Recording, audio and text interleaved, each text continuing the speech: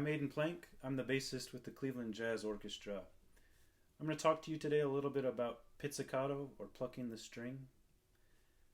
When you study jazz bass, the most important thing you can do is listen to recordings of great jazz bassists. There's no way around it. There's no way to avoid that. If you want to become quite good at this, that's really what you have to do. I could almost stop my talk right there, but I'll give you a little bit more. When you're working on plucking the bass, the first thing I can tell you is the sound you get is a combination of many things. So it's not all your right hand. Some of it is this hand too. If I'm not pushing or closing the note properly, it won't ring the way I want it to ring. I have to really give enough pressure with my left hand to get the note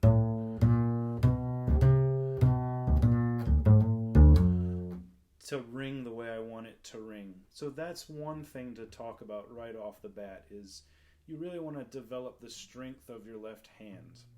Now, something you want to be a little bit careful of is sometimes as you're doing that, you get the notion that you basically have to strangle this neck in order to get the sound, and that's not true either.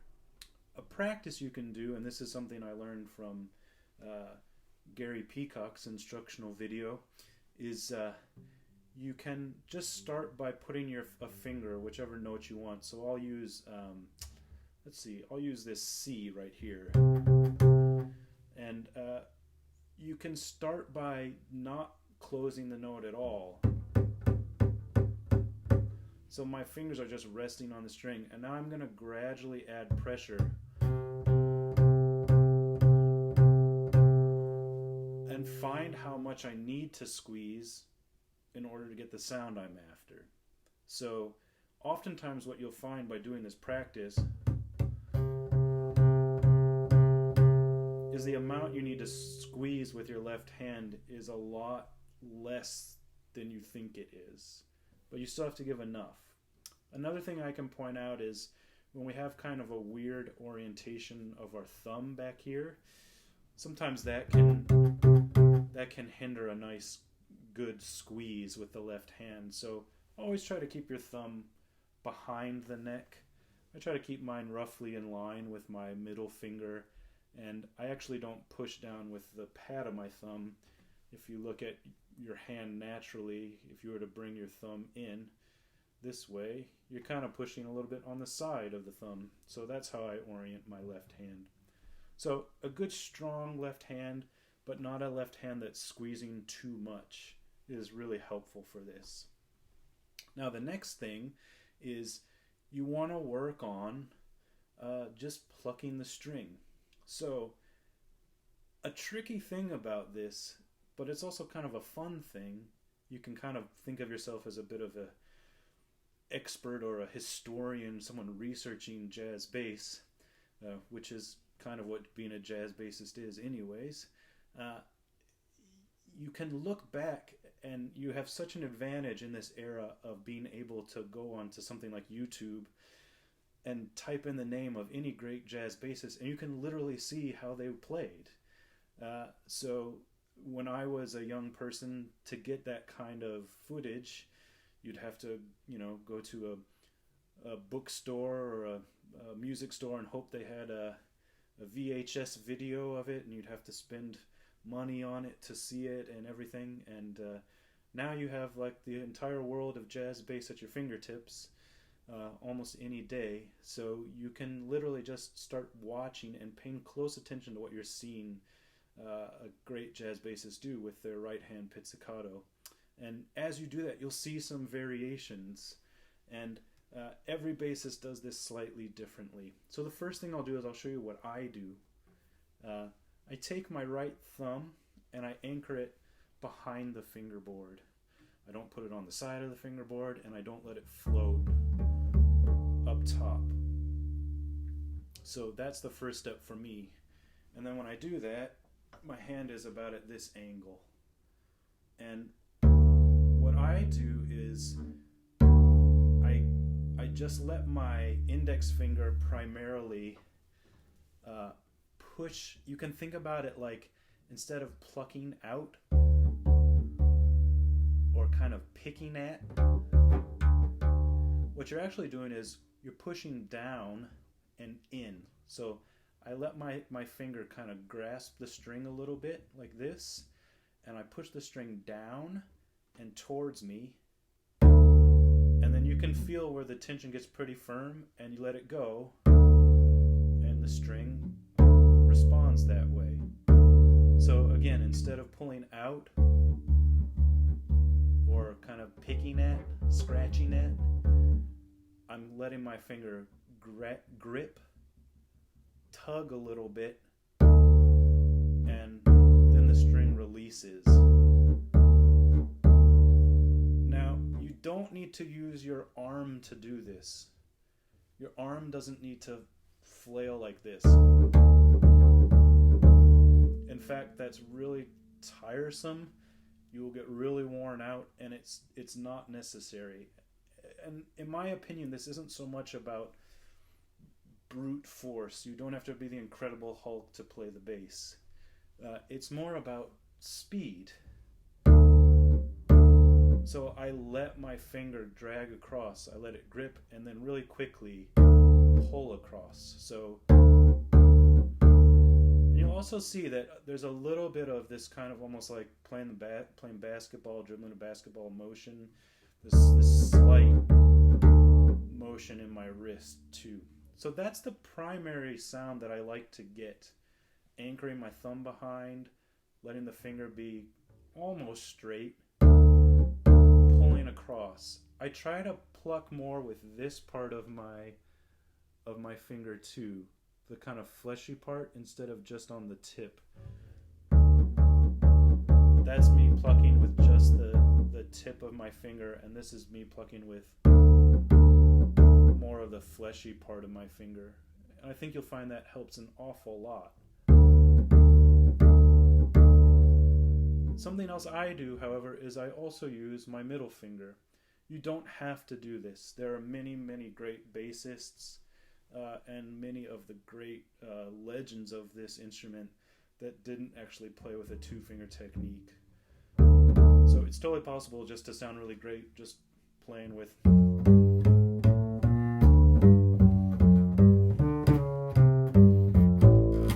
just one finger. That totally works. But you might find you can play a little bit more quickly, or get a little more of the kind of ornamentation or effects that we get in playing jazz bass if you can use the other finger. So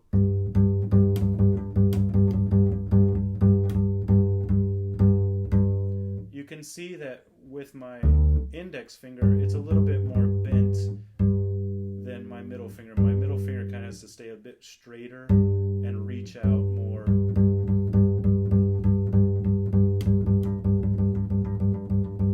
But I pluck with both fingers, and you can just work that up by playing a scale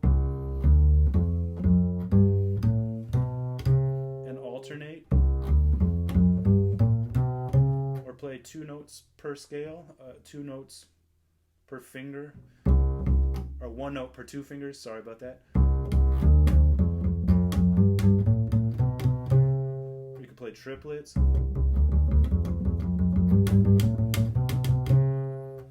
You just kind of devise little ways to get used to doing that motion. And I do find it really helpful for the kind of hiccupy things that you might have heard me do at the beginning of this little tutorial. So that little gang thing I'm doing with my middle finger.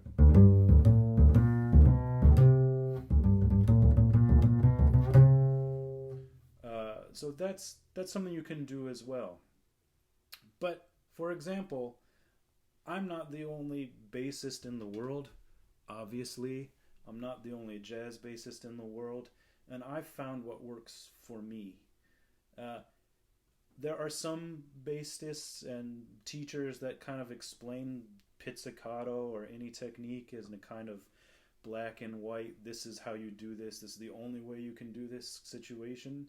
And I don't particularly like taking that path, mostly because I really enjoy the history of jazz bass, and I can always cite someone that does things a little bit differently than I'm describing. So I really do encourage you to do your own research and look into things. But for example, many teachers explain that the pizzicato has to always happen down here. That's like a firm rule with a lot of people. I do like to pluck down there or close to there because I feel it gives a nice projection and a nice kind of punchy sound. But for example, the great bassist George Mraz often plays a little bit higher. And he sounds amazing, so I'm not going to tell you not to do that. Also, with the anchoring thing, the great bassist Red Mitchell didn't do that towards the end of his career. He let his hand float, and he literally plucked almost up here. So who am I to say Red Mitchell wasn't a great bassist? In fact, I love him. He was an amazing bassist. So you can kind of fine-tune these things. I'll give you a few more examples.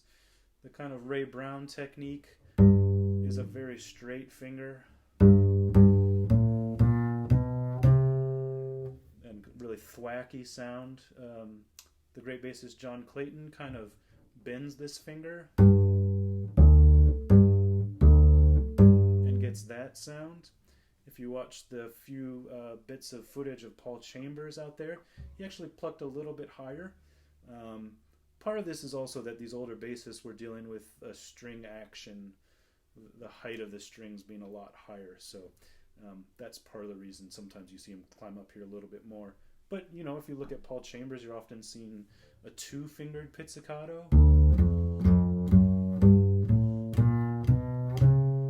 Just a little bit higher up. I also like to cite this variation that I think is really interesting.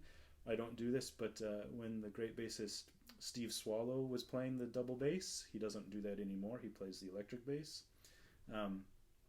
He would actually place his middle finger on top of his index finger